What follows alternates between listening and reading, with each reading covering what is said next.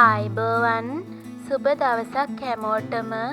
පැණි බේරෙන රසම රස වටලප්පමක් හදන්නේ කොහොමද කියලා අද වීඩියෝ එකෙන් බලමු. මේ වටලප්පම හදන්න හරිම ලේසි. ඒ වගේම ගෙදර තියෙන අමුද්‍රව්‍ය යොදාගෙනම හදාගන්නත් පුළුවන්. අපි බලමු දැන් මොනවාද ඕනි කරන්නේ කියලා. බිත්තර 5ක්, හකුරු කැට 4ක්, උකු පොල්කිරි කෝප්ප 1ක්. බිත්තර 5ට හකුරු කැට 5ක් ගන්නත් පුළුවන්. පැණි රස ගතිය වැඩි නිසා මං හකුරු කැට 4යි ගත්තේ. සීනිත් කැරමල් කරලා දාන නිසා හකුරු කැට 4ක් ඇති. මුලින්ම සීනි හැඳි 4ක් විතර කැරමල් කරලා පැණි එක නිවෙන්න තියාගන්නවා. පැණි එකේ පාටින් තමයි වටලප්පන් එකේ පාට හොඳට එන්නේ. බිත්තරයකින් එක වෙන වෙනම කඩාගෙන බෝල් එකකට දාගන්නවා. ඔයාලත් මේ විදිහට වෙන වෙනම බිත්තර කඩාගන්න. ඔක්කොම ටික එක සැරේ කඩලා බෝල් එකට දානකොට අවසාන බිත්තරේ සවුත් වෙලා තිබුණොත් අපට ඔක්කොම බිත්තර ටික අස් කරන්න වෙනවා. ඒ නිසා තමයි එහෙම කරන්නේ.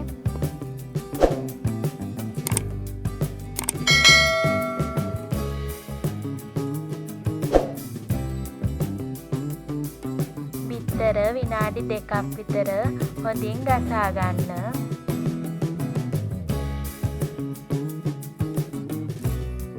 හකුරු පොල්කිරි එකේ දිය කරගන්න පහසු වෙන්න හකුරු කැට ටික ගා ගන්නවා. හොඳම කිතුල් හකුරු හොයාගන්න පුළුවන් නම් වටලප්පන් එකේ රස ගොඩක්ම වැඩි කරගන්න පුළුවන්. මේ විදිහට හකුරු ඔක්කොම ටික ගා ගත්තා.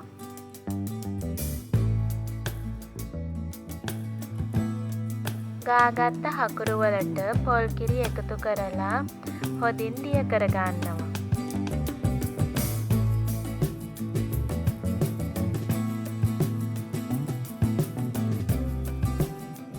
හකුරු ටික හොඳින් ගාගත්ත නිසා ටික වෙලාවක් දිය කරද්දී හකුරු ටික හොඳින් දිය වෙනවා.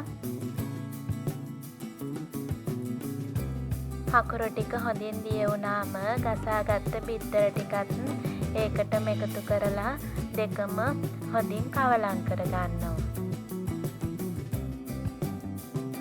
විනාඩි 2ක් විතර මේ මිශ්‍රණය හොඳින් කවලම් කරගන්න.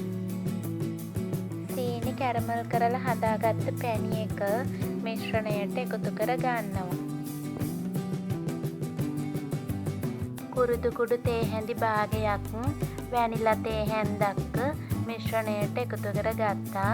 දැන් ඔක්කොම හොඳින් කවලම් කරගන්නවා.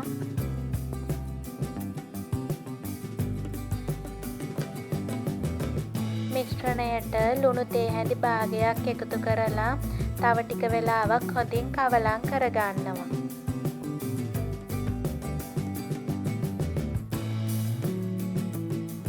වටලප්පන් එක දාන තැටිය තෙල් ටිකක් ගාලා ලෑස්ති කරගත්තා. මිශ්‍රණය හොඳින් පෙනේරකින් පෙරලා අරගෙන තැටියට දාගන්නවා.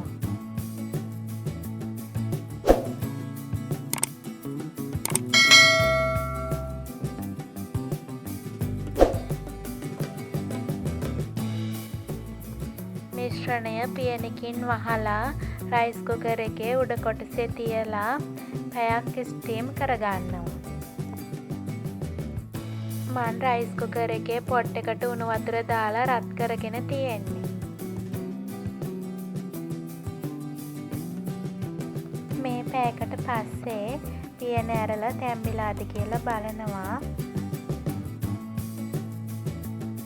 දැන් හොඳින් හරි ගිහින් තියෙන්නේ.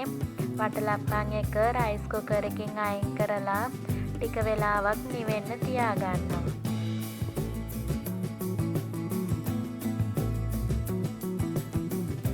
වටලප්පම දැන් හොඳින් නිවිලා තියෙන්නේ. අපි දැන් තැටියකට දාගමු.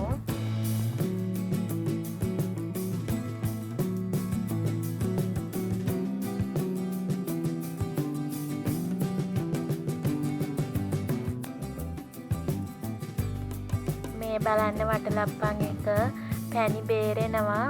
ඒ වගේම පාටත් ලස්සනට තිබුණා.